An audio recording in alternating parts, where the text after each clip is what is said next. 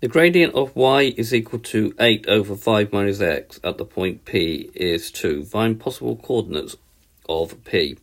Now, again, sketching it or drawing it on your GDC, but in this case I've used GeoGebra, might help you to visualize the problem. So here we have the curve y is equal to 8 over 5 minus x, so the two green bits here. And you can see that I've located the gradient here using GeoGebra. Here the gradient is 2, and here the gradient is 2. So we know the answer is 3, 4, and 7 minus 4, but we need to do this algebraically. So y is equal to 8 over 5 minus x, but it does actually help us visualize the problem. So you should rewrite this as 8 times 5 minus x to the minus 1, using the idea that a to the minus n is 1 over a to the n. Differentiate in using the chain rule.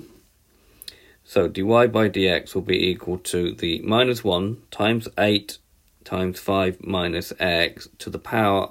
We've got to reduce that by 1, so that will now become minus 2.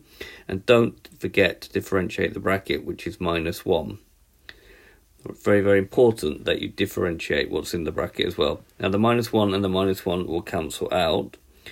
So we're going to get this, rewriting it as 8 over 5 minus x squared using this. It is actually easy if you do that, if you do this step.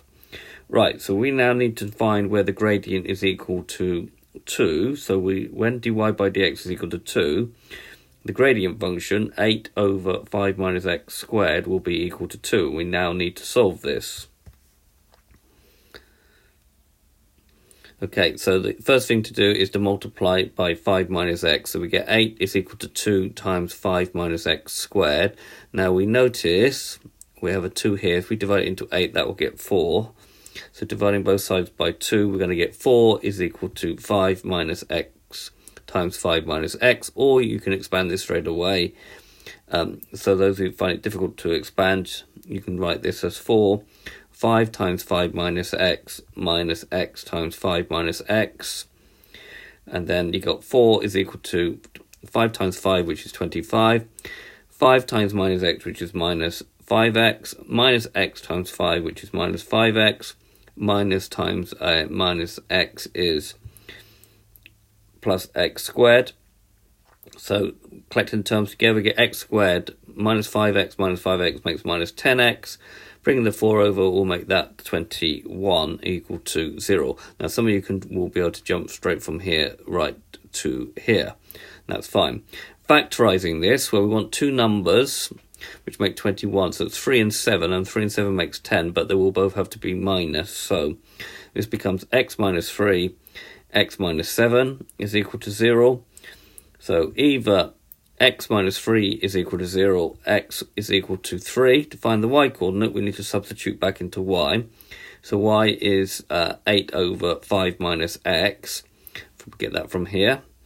So we're going to have 8, 5 minus my value of x, which is 3. 8 over 2 is 4.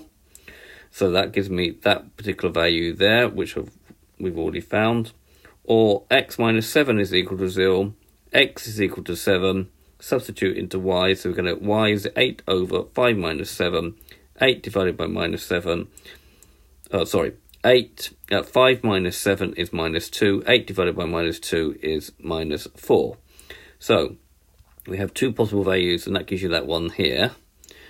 Two possible coordinates are 3, 4 from here, or 7 minus 4 from here. Okay, and those are both represented on the graph. Okay, this has been a video to show you how to find the value of x for a particular gradient using the chain rule. I hope you've understood, and I thank you very much for watching.